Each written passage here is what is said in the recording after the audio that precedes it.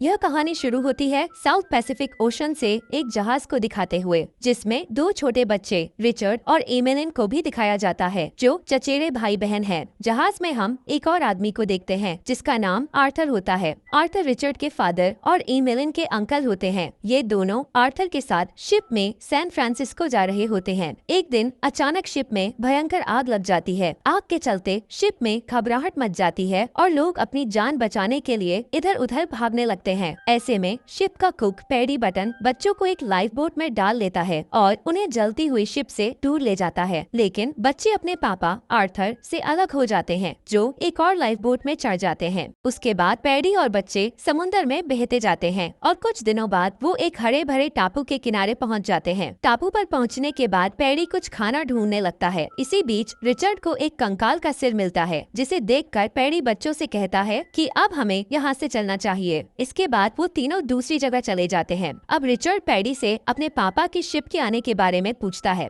जिस पर पैडी बताता है कि उनको आने में अभी कुछ दिन और लगेंगे। दूसरी तरफ हम देखते हैं कि एमेलिन पेड़ से तोड़कर बेरी खा रही होती है, जो जहरीली होती है। पैडी ये देखकर एमेलिन को वो बेरी थूकने के लिए कहता है। आइलैंड पर पहुंचकर पैडी बच्चों की देखभाल करता है। अब उनका जीना इसी आइलैंड पर है। पैडी बच्चों को जिंदगी के नए तरीके सिखाता है। पहले तो उन्हें यह समझाता है कि उन्हें खाना कैसे ढूंढना है। आइलैंड पर काफी प्राकृतिक रिसोर्सेज होते हैं, जैसे फल, पानी और छोटे जानवर। पैडी बच्चों को पानी जमा करने का तरीका भी सिखाता है, ताकि उन्हें कभी पानी की कमी न हो। इसके अलावा वह बच्चों को अपना शेल्टर, रहने का स्थल भी बनाना सिखाता है, जहाँ वे रात को आराम से सो सके। एक दिन पैडी को टापू के एक कोने में खून से लथपथ पत्थर की एक पुरानी मूर्ति मिलती है, जहाँ प्राचीन समय में शायद इंसानों की बलि दी जाती थी। यह देखकर वह बहुत घबरा जाता है और तुरंत भागकर बच्चों के पास आता है और उनको उस जगह से दूर रहने की चेतावनी देता है। रिचर्ड पूछता है कि हम वहाँ क्यों नहीं जा सकते। तभी पैडी उन्हें बताता है कि वहाँ एक मानव बख्शी रहता है और उस जगह का एक पुराना राज है। वो लोग इंसानों को मारकर खा जाते हैं। एक दिन पैडी को एक पुराने डूबे हुए जहाज से एक रम या विस्की की बैरल मिलती है, जो समुद्र के किनारे तक बहकर आई होती है। इस रम को पाकर पैडी उसे पी लेता है और नशा कर लेता है। अगले दिन सुबह जब बच्चे उठते हैं तो वे देखते हैं कि पैडी वहाँ नहीं है और पैडी को ढूंढने लगते हैं। तभी रिचर्ड अपनी दूरबीन से पैडी को देख लेता है, जो टापू की दूसरी साइड जा चुका था। वह अपनी नाव लेकर आइलैंड के किनारे की तरफ निकलते हैं। जब वह किनारे पर पहुंचकर देखते हैं तो उन्हें पता चलता है कि पैडी रेत में लेटा हुआ है। पहले तो उन्हें लगता है कि वह बस सो रहा है, लेकिन जब वह उसे सीधा करते हैं तो उन्हें देखने को मिलता है कि पैडी नशा करने की वजह से मर चुका है। यह एक दर्दनाक और भयानक पल होता है। यह देखकर एमेलिन तुरंत बेहोश हो जाती है, लेकिन रिचर्ड एमेलिन को नाव में डालकर वापस उसी जगह ले आता है जहाँ वे रह रहे थे। इस घटना के बाद बच्चे अपना सब सामान पैक करते हैं और सोच लेते हैं कि उन्हें आइलैंड के दूसरे हिस्से में जाना चाहिए। वे अपनी नाव लेकर आइलैंड के दूसरे किनारे पर निकलते हैं, जहां उन्हें एक नया, शांत और सुरक्षित समुद्री तट मिलता है। इसके बाद हम देखते हैं कि रिचर्ड अपने और एमेलिन के खाने के लिए कुछ बना रहा होता है। यह जगह उन्हें नई उम्मीद और जिंदगी की एक नई शुरुआत का एहसास दिलाती है और यह उनका नया घर बन जाता है। इसके बाद हम देखते हैं रिचर्ड और एमेलिन अब पूरी तरह शारीरिक रूप से बड़े हो गए हैं। एमेलिन को एक दिन तैराकी करते वक्त अपने पहले महीने का अनुभव होता है। शुरू में उसे काफी डर लगता है और वह तुरंत रिचर्ड को पुकार कर बुलाती है। जब रिचर्ड उसके पास आता है और पूछता है कि क्या हुआ, तो एमेलिन शर्मिंदगी के मारे उस पर चिल्लाती है और उसे वहाँ से दूर जाने के लिए कह देती है। एक दिन जब एमेलिन आइलैंड के एक अजीब हिस्से में पहुँच जाती है तो वो एक पत्थर की मूर्ति देखती है। इस मूर्ति को देखकर एमेलिन को लगता है कि यह जगह कोई पवित्र स्थल है। यह समझकर वो वहाँ प्रार्थना करती है और बाद में रिचर्ड को बताती है कि बूगीमैन असल में भगवान है। एमेलिन और रिचर्ड दोनों अक्सर अपनी पुरानी जिंदगी, अपने घर और सैन फ्रांसिस्को जाने की बात करते हैं। कई सालों बाद एक जहाज आइलैंड के पास से गुजरता है। जब जहाज को देखते हुए एमेलिन को यह मौका मिलता है कि वह अपने सिग्नल फायर को जलाए और अपने आप को बचाने का एक और मौका दे, तो वह सिग्नल फायर नहीं जलाती। जब रिचर्ड को पता चलता है कि एमेलिन ने सिग्नल फायर नहीं जलाई, तो वह उससे गुस्सा होकर कहने लगता है कि तुमने सिग्नल फायर क्यों नहीं जलाई। एमेलिन गुस्से में उससे कहती है कि यह आइलैंड ही अब उनका घर है और उन्हें यहीं रहना चाहिए। रिचर्ड को लगता है कि एमेलिन ने अपने सपने को मार दिया है और अब वह इस आइलैंड में जीने का फैसला कर रही है, जबकि वह अपनी पुरानी दुनिया को छोड़ना नहीं चाहता। रिचर्ड और एमेलिन के बीच नफरत और गुस्सा बढ़ जाता है। एक दिन रिचर्ड गुस्से में एमेलिन से कहता है कि वह कभी अपना फैसला नहीं बदलेगा। एमेलिन भी अपनी तरफ से जवाब देती है और कहती है कि वह जानती है कि जब रिचर्ड अकेला होता है तो क्या करता है। रिचर्ड अपने गुस्से को दबा नहीं पाता और एमेलिन पर एक नारियल फेंक कर मारता है। एमेलिन भी अपने गुस्से को जताते हुए तुरंत एक नारियल वापस उस पर फेंकती है जो रिचर्ड के सिर पर जाकर लग जाता है। जैसे ही एमेलिन रिचर्ड के पास आती है, रिचर्ड उसे एक थप्पड़ मार देता है और कहता है दफा हो जाओ यहाँ से। इसके बाद हम देखते हैं रिचर्ड एमेलिन को शेल्टर से बाहर निकाल देता है। फिर एमेलिन अपनी जिंदगी को सुधारने के लिए एक टेम्परेरी शेल्टर बनाती है जो पानी के पास होता है। इसके बाद रिचर्ड केला खाते हुए आता है और छिलका एमेलिन की तरफ फेंक देता है। इसके बाद हम देखते हैं कि एमेलिन उस पत्थर की मूर्ति के पास जाती है और फूल वहाँ रखती है। जब वह उस जगह से वापस आ रही होती है तो उसका पैर एक जहरीली जेलीफिश पर पड़ जाता है। जब एमेलिन अपने शेल्टर में लेटी होती है तभी वहाँ रिचर्ड आता है और उसे बीमार देखकर उसकी देखभाल करने लगता है और उससे पूछता है ये तुझे क्या हुआ।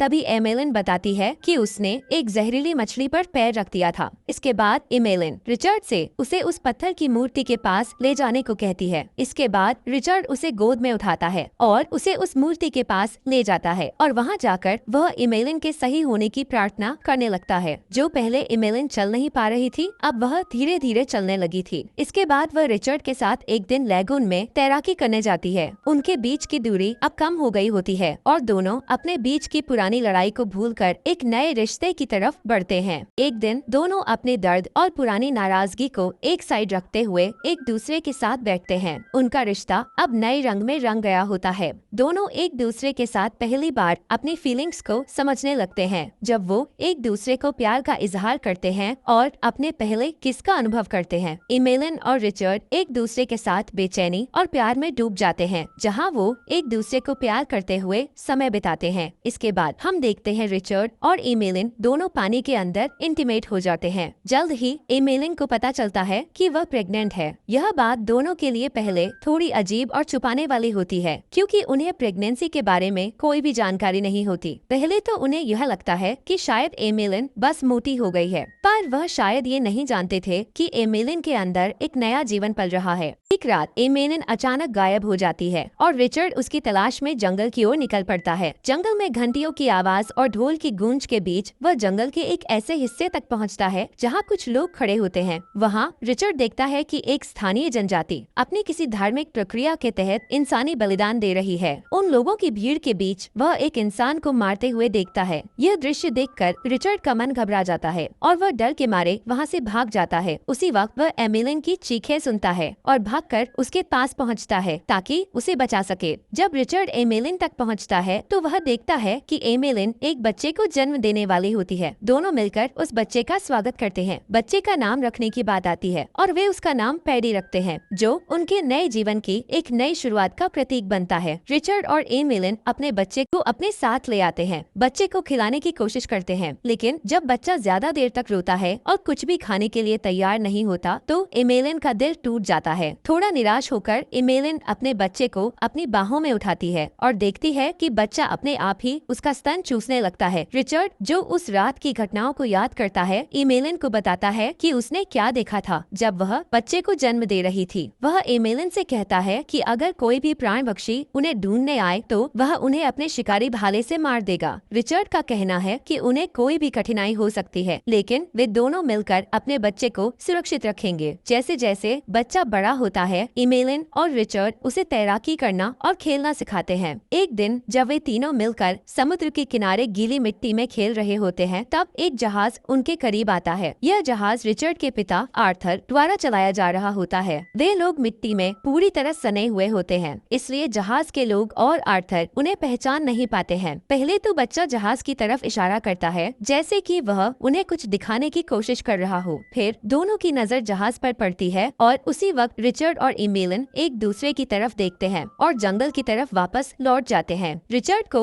एक दिन अकेला ही नाव लेकर उस छोटे से द्वीप पर जाते हुए देखा जाता है जहां पैडी बटन की मौत हुई थी और जैसे ही वह समुद्र तट पर पहुंचता है वहां रेत में पड़ा एक आदमी का कंकाल दिखाई देता है जो पूरी तरह से धूप से सफेद हो गया था। यह दृश्य रिचर्ड के लिए काफी चिंताजनक होता है क्योंकि उस कंकाल में उसे अपनी ही मौत की आबरू दिखाई देने लगती है। रिचर्ड धीरे धीरे उस कंकाल के पास जाता है और उसकी पसलियों को छूता है। जब वह अपने हाथों की हड्डियों को देखता है तो उसे लगता है कि वह कहीं न कहीं पैडी की पसलियों से उसे मिल रही है। यह चीज उसे काफी डराती है, जैसे कि वह मौत को अपने पास महसूस कर रहा हो। एक सुबह रिचर्ड, एमेलिन और उनका बच्चा अपनी पुराने घर की जगह पर जाने के लिए नाव लेकर निकलते हैं, जहाँ वे खाना और दूसरी जरूरी चीजें इकट्ठा करते हैं। इसके बाद रिचर्ड केले काटने चला जाता है, जबकि एमेलिन और बच्चा मिट्टी के पास घूमते हैं। एमेलिन बच्चा, जो अब काफी बड़ा हो गया है, वो चुपके से लाल जामुन इकट्ठा कर रहा होता है और उन्हें अपनी जेब में रख लेता है। थोड़ी देर बाद दोनों रिचर्ड का इंतजार करते हुए नाव पर वापस लौट आते हैं, लेकिन समुद्र का पानी उन्हें ज्यादा दूर ले जाता है जब एमेलिन सो जाती है। एमेलिन अचानक जागती है जब उसे एक आवाज सुनाई देती है, जो उसके बच्चे पैडी द्वारा एक छुरी को पानी में फेंकने की आवाज होती है। एमेलिन तुरंत उसे रोकने की कोशिश करती है, लेकिन जब काफी देर हो चुकी थी तो वह रिचर्ड को बुलाती है। रिचर्ड पानी में तैरना शुरू कर देता है, लेकिन इस दौरान एक शार्क भी वहाँ आ जाती है और रिचर्ड का पीछा करने लगती है। जब रिचर्ड नाव तक पहुँचने के काफी करीब होता है, तब एमेलिन अपने हाथों से शार्क के ऊपर एक छोटा छुरा फेंकती है, जिससे शार्क को हल्की सी चोट लग जाती है। इससे रिचर्ड को पानी से बाहर निकलने का काफी समय मिल जाता है। दोनों अपने हाथों से किनारे तक पहुँचने की कोशिश करते हैं, लेकिन पानी का बहाव बहुत तेज हो चुका होता है और शार्क के हमले का डर उन्हें तैरने की हिम्मत नहीं देता। धीरे धीरे उनकी नाव किनारे से दूर समंदर में जाने लगती है। समुद्र में 1 या 2 दिन बिताने के बाद रिचर्ड और एमेलिन नींद से जागते हैं और देखते हैं कि उनका बेटा पैडी अपने द्वारा इकट्ठा किए गए जामुन खा रहा होता है। दोनों तुरंत घबराकर उससे कहते हैं कि वह जामुन वापस निकाल दे, लेकिन पैडी तो उन्हें पहले ही निगल चुका होता है। यह देखकर दोनों का दिल भर जाता है, क्योंकि जामुन का खाना उनकी जिंदगी के लिए जरूरी हो सकता था। एक और दिन बाद पैडी को अपनी आंखें खुली रखने में मुश्किल होती है और वह गहरी नींद में सो जाता है। रिचर्ड और एमेलिन दोनों समझते हैं कि उनके पास अब सिर्फ एक ही रास्ता बचा है, अपने बीच बची हुई जामुन को बांटकर अपनी मौत का इंतजार करना। रिचर्ड अपनी और एमेलिन की पुरानी सोच को छोड़कर उस जामुन को बांटता है और दोनों एक दूसरे के पास लेटकर जिंदगी के अंतिम पल का सामना करते हैं। थोड़ी देर बाद एक बड़ी स्कूनर नाव उनके करीब आती है। इस नाव में आर्थर लेस्ट्रेंज और जहाज के कैप्टन होते हैं। जब नाव पर उतरकर उन्हें देखते हैं तो दोनों को नाव पर लेटा हुआ पाते हैं। आर्थर लेस्ट्रेंज कैप्टन से पूछता है, क्या ये मर चुके हैं? कैप्टन जवाब देता है, नहीं सर, ये सो रहे हैं। और इसी के साथ ये मूवी यही खत्म हो जाती है। मिलते हैं अगली वीडियो में एक और नई एक्सप्लेनेशन के साथ।